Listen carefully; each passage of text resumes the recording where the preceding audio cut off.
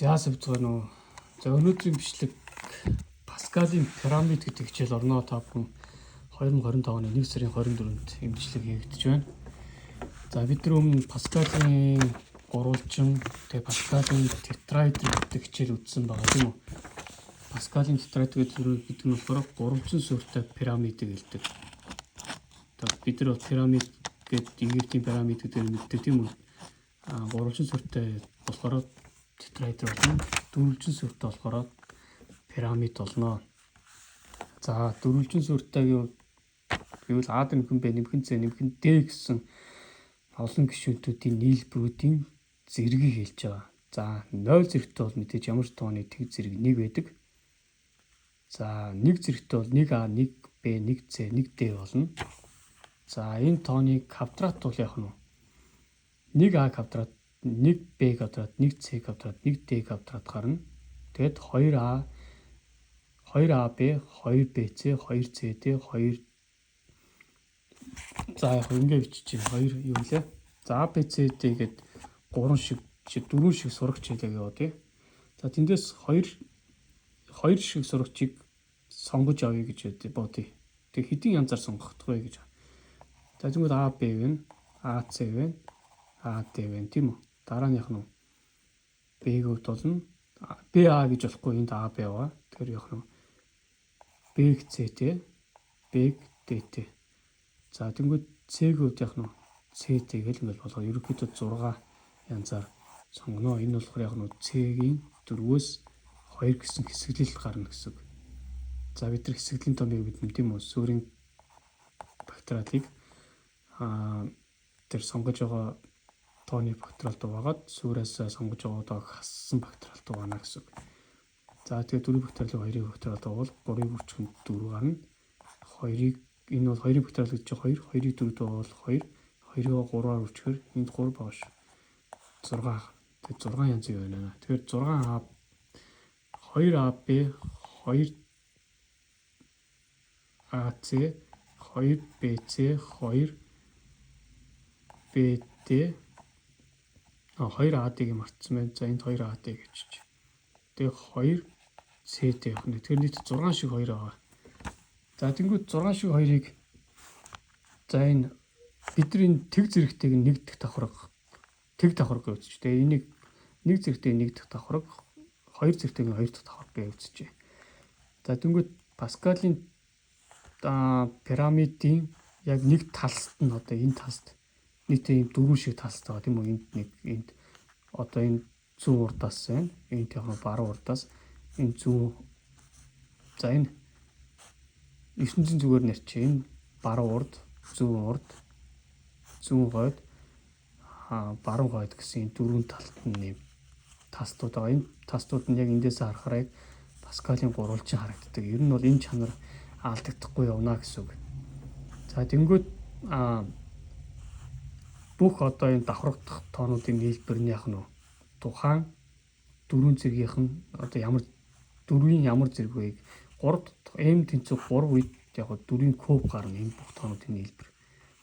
За тэнгүүд энд 1-ээс 3 1 3 3 гэдэг чинь 7 тийм үү? 4 шиг 7 байгаа. Энэ нэг багц болно, энэ нэг багц, энэ нэг багц, энэ нэг багц гэдэг 4 7 28 64-өөс 28-ыг хасахаар 36. Тэгэхээр энэ 4 шиг тоонд нь 9 9 гэж тавих таад байгаа. Тэгэнгүүт энд болохоор яг нөгөө 6 шиг 2 байгаа шүү дээ. Тэгэнгүүт энэ дөрөв цагт нь 4 шиг 2-аа бол биччихнэ. Тэгэхэд энэ голд нь 4 гарах гэсэн чинь энд 4 гэдэг тоо бол байхгүй байгаа. Энэ дөрвөн одоо юу гэх тийм А Б А С Д ч юм уу гэсэн юм бол байхгүй. Тэгэнгүүт яг нь 2 2 гэж бичиж байгаа. Энийг задлаад. За нөгөө талаас 3 дахь давхаргын хувьд яг нь 1 3 3 1 бичээ 3 9 9 3 гэж бол бичих гээд байгаа. Энэ нэг Паскалийн тетраэдрийн нэг тухайн давхаргын тоонуудыг бид нар бичихтэй нэг чанарыг бол алдахгүй хэлсэн шүү дээ.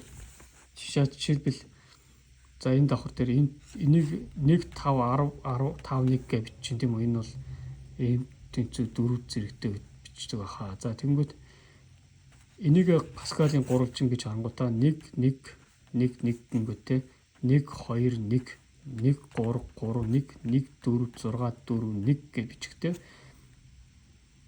энэ загт нь байгаа тоогоор үржүүлж өгнө. Тэгвэл 1 2 1 гэдэг чинь 10 20 10 1 3 3 1 гэдэг чинь 10-га 3-аар үржээд бишээ.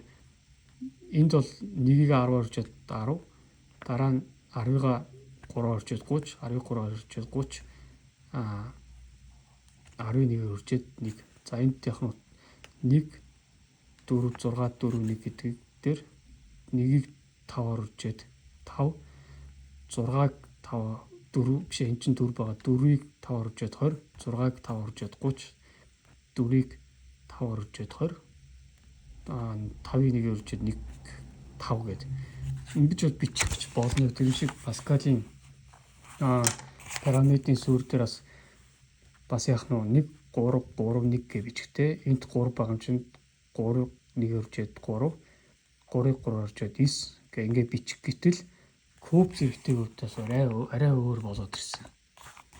За тэгээд яагаад өөр болоод ирсэн бэ гэхээр бид нэр А квадрат 1 шиг байгаа, Б квадрат, С квадрат, Д квадрат 1 1 шиг байсан тийм үү.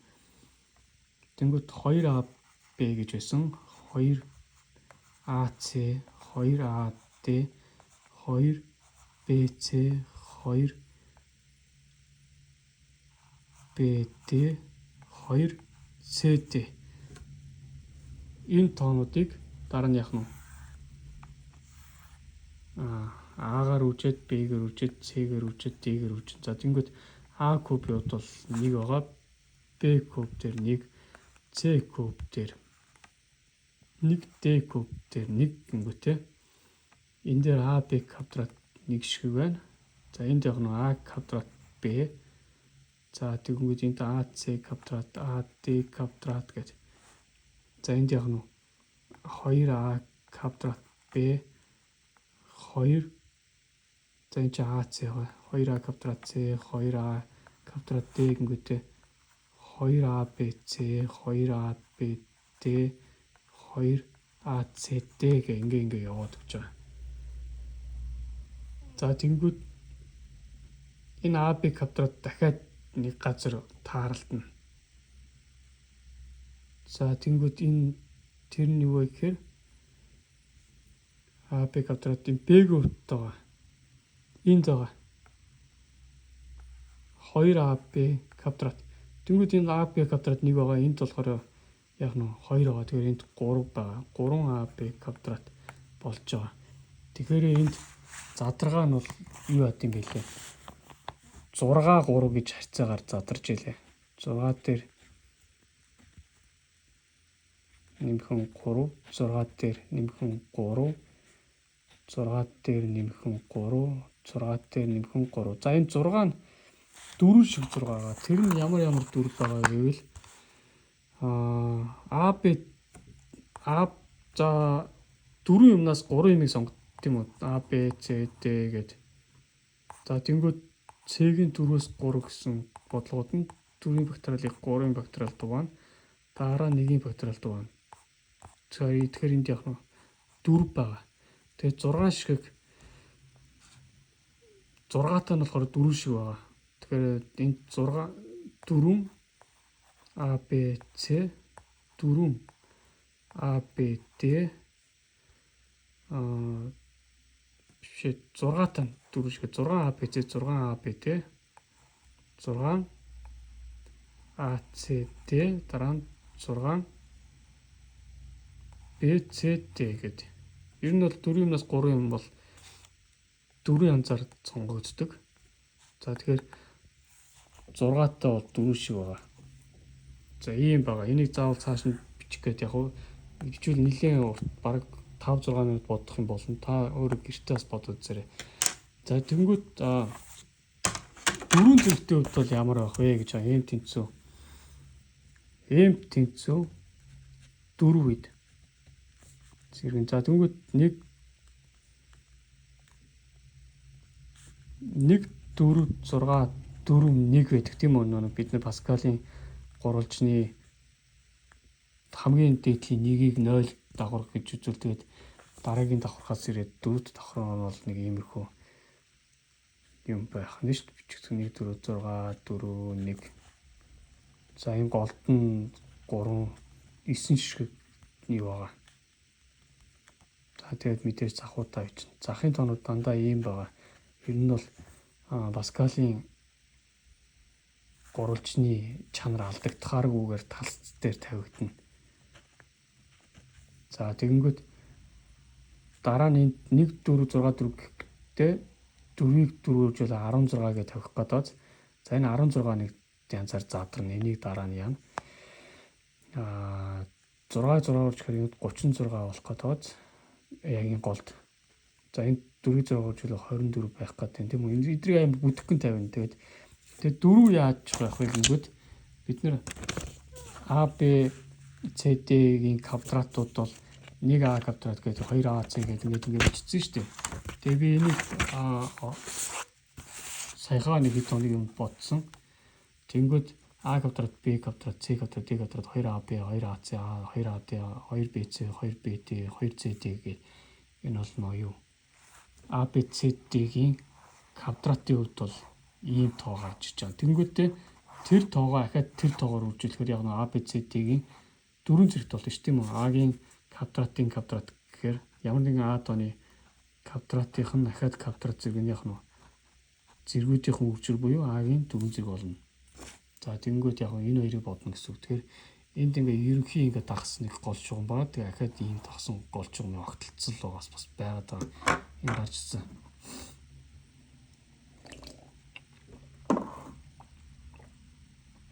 За энийг та нар сайн хараад аваарай. За тэнгүүт энд ерөнхий ингээд нэгтэй тоонууд ингээд 4А квадрат, 1А квадрат, 1Б квадрат, 1С квадрат, 1Т квадрат гэх бичгүүдтэй 4А Б С 4 төргийн ерөнхий шугам явж байгаа. Дараа нь яг нь энэ хоёр чинь ингээд А квадрат, С квадрат, А квадрат, С квадрат ингээд энэ хоёроо нэгтгээд ингээд 2 гэж бичиж байгаа. Ерөнхийдөө ерөнхий голчоос жоо ийшээ явна тийм үү? Одоо бүх тал нь адилхан ингээд тэгвэл энэ талын яг нэг хосны энэ талтай байгаад байгаа байхгүй. Одоо чи энэ тоог сонгоё. 2Б С квадрат Д. Тэгвэл энэ яг эсрэг тал нь толгон тусгал гэсэн. 1 2 алгасаад голдоо ирсэн. Ахад 1 2 алгасаад энд байна. 2Б С квадрат Д. Тэнгүүтээ би энэ хоёрыгоо ийш нь шахаад ичээд 4Б С квадрат Д. Тэнгүүд энд яг нь 4. За нийтдээ яг нь ийм 4 байна. Эндээс 8 үчи ингэж яана. Гэхдээ энэ гол 8 байгаа. 1 2 3 шиг 8 байгаа. Энэ 3 шиг 8 чинь 24 болно. Тэгээ энэ 24 нь юу вэ гэхээр 6 шиг 4А Б С Д байгаа. Энэ бүгд авцсангууд 24 гарч ирнэ. За 4А Б С Д. Яг ингээд та ингээд төслөгтийнхөө гараа бол. За энд би ингээд тэмдэглэсэн байна. За энд яг ингэсэн тэмдэгч бол эндтэй ингээд байна. Энд жоон дутуу зөрсөн ромб чинь байна. Энд дундаа X-тэй ромб нь энд байна. Энэ болохоор яг нь тасалтай ромб нь энэ байна гэж. За тэгээд ерөөд энэ шугамнуудаас харж байгаагууд энэ бүх тоонуудын хэлбэр яг 4-ийн 4 зэрэг буюу 100 256 64 өчгөр 256 гардаг. За тэгээд 4 шиг нэг байгаа. 6 шиг 2 байгаа. Энд байна. Энэ чинь 1 2 3 4 5 6 байна. Энд 4 байна тийм үү? 6 4 24 шиг 4 тэгтээ ахаад 6 шиг 4 энд байгаа. Яг ингээд гол юугаар ингээд 4А квадрат С гэдэг ингээд иймэрхүү марк юм. За энэ. За тэгэхээр энд 1 2 3 4 5 6 шиг 4 ахаад юм бичигдэж байгаа. Ингээд эдрийн хэлбэр 100-аар. За хэдэн шиг 8 байгаа вэ? 15 шиг 8. Гэхдээ энэ 15 шиг 8 чи өөрөө 3 шиг 8 нь юу болчих вэ? 24 болчих. Тэгэнгүүт 15-аас 3-ыг хасгаар 12. 12 ширхэг 8, 1 ширхэг 24 бичих гээд байгаа байхгүй би. Тэгэл ингээд толгоо хүрхээ байсан. За тэгээд толгоо хүрхээ байгаад нэлээд оролдож нухсны дараа над нэг ийм санаа төрсөн байхгүй ингээд задлж угаая гэж Тэнгүүд энэ бидний толгойн дээрээс нэг орж ирэхгүй хэмжээс рүү өргөж өгч байгаа. 3 хэмжээсийн ертөнцийн тухай ойлголтын тухай би нэг хичээл дараа орд юм гэж бодоод байгаа. Бид нар ерөнхийдөө 3 хэмжээсийг төсөөлдөг. Тэнгүүд 4 дахь хэмжээс гэхээр ерөнхийдөө бидний төсөөлөлд орж ирдэггүй. Эсвэл 4 дахь хэмжээсийг бид нар тань заримдаа цаг хугацааг яриадаг. За би жоо усуух бол амар цамгч байгаа. За тэгээд энэ би 2 шиг 2 гэдэг байгааз энэ 2 шиг 2-ыг за ерөнхийдөө нэг ийм байгаа. Дээдлийн 2 нь ахаад арай өөр нэг 2 1 за энд 1 2 1 за 1 2 1 2 ингэтэй голд нэг 2 байгаа тийм үү. Ахаад 1 2 нь энэ талбайгаасаа дээшээ гарсан юм огторгой дээр ахаад 2 байгаа гэж төсөлж болно. Тэгэнгүүт пирамидын нэг давхар нь өөрөө ахаад 3 хэмжээстэй болоод ирнэ гэсэн үг. За тэгээд энийг бол төсөөлөхөд жоохон гэхдээ яг уу үнэхээр сайн бодоод төсөөлөл бол ер нь төсөөлөлт бол орж ирнэ. За тэгэнгүүт энд бол яах нь 6-1 3 гэдэг чинь 6-гийн доор нь бичээд ирнэ гэсэн үг. За ингээд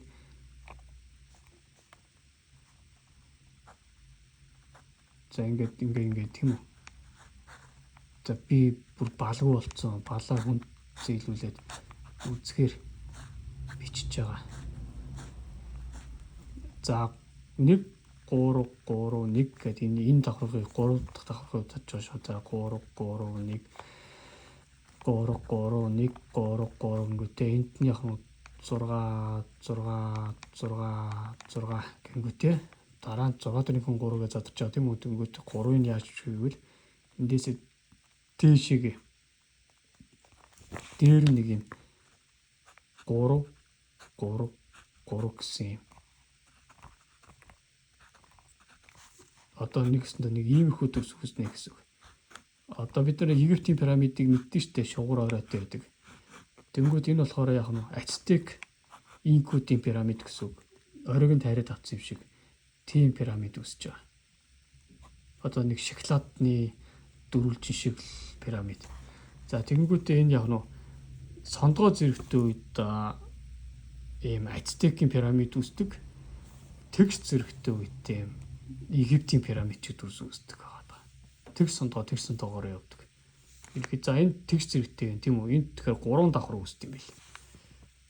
За энд ямар 3 давхар байгаа вэ гэвэл ийшээ хамгийн доотлын юм бол за ийм 5 байгаа. 1 2 3 4 за энд нэг 5 дахь ингээ бичиж тийм үү? 1 5 голдоо 3 зураас 6 гэж бичиж 4 зураас за 1 2 3 гээд 1 2 3 ерөнхий 3 гол багш зураас. За тэнгүүтээ энэ яг дээдлийн давхарга нь яг нь ийм байх нь шүү дээ. Энэ дээр зурхгүйгээр би энэ хажууд нь зурчээ.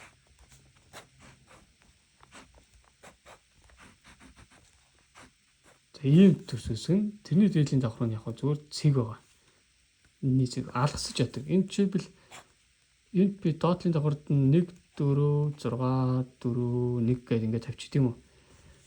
Тэнгүүд 5 шиг тоо бичигдэхээр байгаа. За энд бол яг нь 3 шиг тоо бичигдэнэ.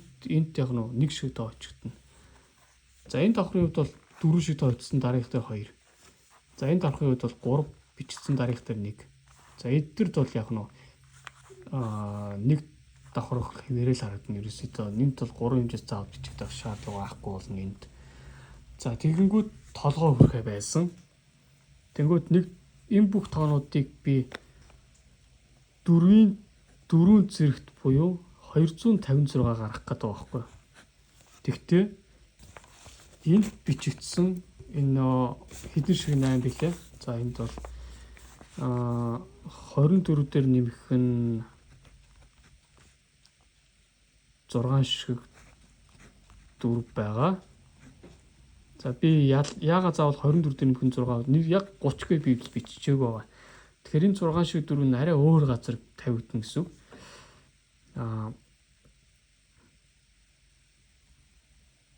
За мэдээж 4 шиг бол нэг байгаа. Тэрний үг бол А квадрат Б квадрат биш А4 зэрэг Б4 зэрэг С4 зэрэг Д4 зэрэгт бол нэг бүгд нэг шиг байгаа шүү дээ. За 2 бол 6 шиг байсан тийм үү? 6 шиг 2 байгаа. За тэгээд 15 шиг 8 байсан шүү дээ. Тэгвэл тэр 15 шиг 8-ийнх нь 12 нь 8 байсан. Нөгөө 3 шиг 8 чинь хоорондоо нэмэгдээд 1 шиг 24 болсон. За энийг бүгдээрээ тооны машинаар ерөнхийдөө бодоход бол 256 бол гарахын хувьд бол гарна. За энэ тооны машин калькулятор. За энийг ингээд жоох ингэж тавьж жагаад энэ талаас харчээ. За 4 шиг 1 4-1 4-ийг үрчгэн 1 нэмэх нь 6 шиг 2 6 нэмэх гэжлээ. 6 үрчгэн 2 нэмэх нь 30 шиг яг биччихээ зүгээр одоохондоо 30 шиг 4 нэмэх нь 12 шиг 8 нэмэх нь 1 шиг 24. За ингээд 256 гарч иж байна. За тэгэнгүүт энэ тоонуудыг энэ төрөн суурьтай энэ мэдээ 9. Энд болохоор яг нөө 4 биш энэ чинь 5 5-ын 25. 25 шиг тоог нь энд тавиад 9 шиг тоог нь энд тавиад 1 шиг тоог нь энд тавина гэсэн үг. Тэгээд энэ хамгийн том тоог энэ дээр бол бас заавал тавьдаггүй юм шиг байлээ. Хамгийн өндөр тоог хамгийн том суурийнх нь гол хавцаанд тавьд. Энд бол 24 гэж тоо тавигдах гэдэг байгаа байхгүй. Энэ 21 шиг 24 байгаа шүү 24 чи энд. За тэгээд ингээд тавихаар яан занзаар тавьчихсан байхгүй. 4 2 энэ 6 бол 6 гэдэг тоо өөрөө байхгүй болсон. Тэнгүүд энэ 6 гэдэг тоо яаж ичсэн гэсэн чинь 4 дээр нэмэх 2 гэж бичиж байгаа байхгүй. Би энэ 6 гэдэг тоонууд байхгүй байсан байхгүй. Тэгээд 4 энэ 6 хэвчээ тэр 4 дээр нэмэх 2. Тэгээд энэ 4 энд 1 4 дээр нэмэх 2. За энэ чинь 4 шүү дээ. Энэ 4 дээр нэмэх 2. За энд яг нь 4 1 4 дээр нэмэх 2 4 гэд 6 гэдэг тооны дунд байхгүй. Тэгээ нэмхэн 2 гэхээр энэ хэмжээсүүд нь бас байхгүй болчоод энд голд ингээ бичигдэх гэдэг байсан байгаа байхгүй. Энд яагаад гэвэл нэг энд 6 дээр нэмхэн 3 ингээ бичиж байгаа шүү дээ. Тэнгүүд одоо энэ 6-ыг 4 дээр нэмхэн 2 гэд. Тэнгүүд энд 2 гэдэг чинь 1 2 3 4 шиг 2 нь бол орцсон. Нөгөө 2 нь 2 шиг 2 нь хаа бичигдэх вэ гэдэг асуулт бас гараад ирж байгаа байхгүй. Тэгээд ингээд ерөөдөө гатсан. Тэгээд энэ бодлогыг санааг нь ерөөдөө би ингэж гаргаад зогсоож байгаа. Ерөөдөө энэс цаашаа яг яаж тавьж болно? Санааныхаа 6 тавьсан ч болно шүү дээ гол нь. Гол нь энэ 4 шиг 1 6 шиг 2 30 шиг 4 10 шиг 8 1 шиг 24-ийг оруулж багтааж ерөөдөө тавь. Тэгээд би энд яг таал давхар болгоно бас өөрөө нэг тусдаа 3 хэмжээстэй юм байна гэдгийг бол эндээс би харсан. Дээрээс нь А Б нэмхэн С нэмхэн Д нэмхэн Е-ийн ямар нэгэн зэрэг төр бол ямар дүрс гарах вэ гэд бас нэг бодлого орж ирсэн. Тэр санаа нь бол ерөнхийдөө суурь нэм 5 өшөө шиг суурьтай. Нэмхэн Д нэмхэн Е нэмхэн A B C D E F нэмхэн F гэх юм бол суурь нэм 6 тастай суурьтай гэх мэтчлэн тэгээд маш олон А Б С нэмхэнд Z хүртэл чинь 24-с гэдэг тийм үү. Тэгвэл яг нь суурь 24 шиг юм тастай. Тэнгүүт дээрээс нь ингээд юу парагцтай ингээд шугам татаад тэрний нэг тастынх нь зөвхөн нэг таст нь өөрөө Паскалийн гурвалжин харагдахаар байдаг. Тэр ерхий санааг нь алдагдуулахгүйгээр ухаан давхрын тоонуудыг ингээд бас хуваарлж тавина гэсэн нэг тийм санаа бол бас надад орж ирсэн байна. За тэгээд өнөөдрийн бичлэгийг энэ түргээ зогсоё. Энэ санааг яг цааш нь та нар үлгэж яваад дахиад ерөөдөө бодоод ирэх юм бол энэ бас монголчуудын хувьд бол их гоё бодлого би бас гарч ирнэ гэж бодож байна. Хамгийн гол нь энэ олон гишүүнтүүдийн нийлбэрийн зэргийнхэн одоо тий хариу нь хэдэн шиг ABC тийм үү гарах вэ гэдгийг тэр тоонуудыг яаж энэ тетрайдер пирамид хуваарлах вэ, 5 шунт хуваарлах вэ гэдгээр нь ерөнхийдөө маш сайн санаа байх юм бол бас ирээдүйд хэрэгтэй болж байна. Яг гадаад хэл дээр энэ санаа ороод ирсэн ч гэж магадгүй. Тэгээ яваад цааш хийх хичээл хичээл цааш миний хичээл ерөнхийдөө дандаа эхний хичээлийн үзчихэж дараагийн хичээлийг ерөнхийдөө ойлгохоор тавигдсан байгаа. Та яг шууд энэ хичээлийг анхдаа үзчихвэл эхнээс нь одоо тэр хитэн гурвалжин байгаа вэ гэдгээс ерөнхийдөө эхэлж энэ бодлогыг ерөнхийдөө бодвол их зүгээр. Гэхдээ яг хуу тэрийг маттай үнэхээр сайн биш хүн ч гэсэн ерөнхийдөө хараад бол ойлгоно. Тэр бүгдийг ингээ эхнээс нь явахад математикийн дунд нь ямар нэгэн тодорхой хэдэн зарчмуудыг бол заагаад өгсөн байгаа. Тэгээд цааш хэмжээсийн тухай 3, 4, 5, 6 хэмжээсийн талаар өөрийнхөө санаа оноогоо хэлнэ. Дээрэс нь тоон системийн хувьд бас санаа оноо хэлнэ. За жишээл бид нар бол 10-ын тоолын системтэй явж байгаа тийм үү. За тэнгүүт яг нь 2-ын тоолын систем гэж чинь нэг зөвхөн нэг болон тэг гэсэн юунаас бүтдэг энэ үдсэн бүр гарахаа ичлээ. Тэгээ 3-ын тоолын систем гэхэл яг нь тэг 1, 2 гэсэн цифрүүдээс бүтдэг арай. Тэгээд ерөөдөө манай гариг ертөнцөөс өөр гариг амьдралтай ертөнцөж болно шүү дээ. Тэдний заавал 10-ын тоолын системээр байх хоёр ухаанд ертөнц байлаа гэхэд заавал бид нар шиг 10-ын тоолын систем ашигладаг гэж болно. Хурууныхаа ерөөдөө юу гаргадаг бид нар бол 10 уруутай. Жишээлбэл 3 уруутай бол нөгөө 3 уруу гэхэд чинь 6-ын тоолын систем ашигладаг гэж болно. Нөгөө 3 уруутай. Тэгээд энд сумма n-ийн m зэрэг дээр хэд байх вэ гэдэг ерөөдөө бас нэг хэдэн бодлуудыг нэг хальт зохиолгосон байгаа. Тэгээд тэр дээр тухайн зэрэгтэй үед яаж боддог вэ гэдэг гадаадын нэг юунаас харж аваад ерөөдөө олсон байгаа. Тэрийг явандаас зааж өгнө. За энэ дээр яг би та нарт санааг нь хэлээд өчье.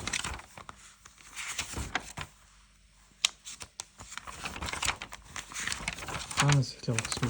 Эндээс эхлэх болсон. Жишээлбэл сумма n-ийн 4 зэрэгтэй хэдэг бол дараагийн ямар нэгэн энэ бүх тоонуудаа SN гэвэл тэрний n-с нэг нь болохоор яг нь n-с нэгийн 4 зэрэгтүүдийн юу болно?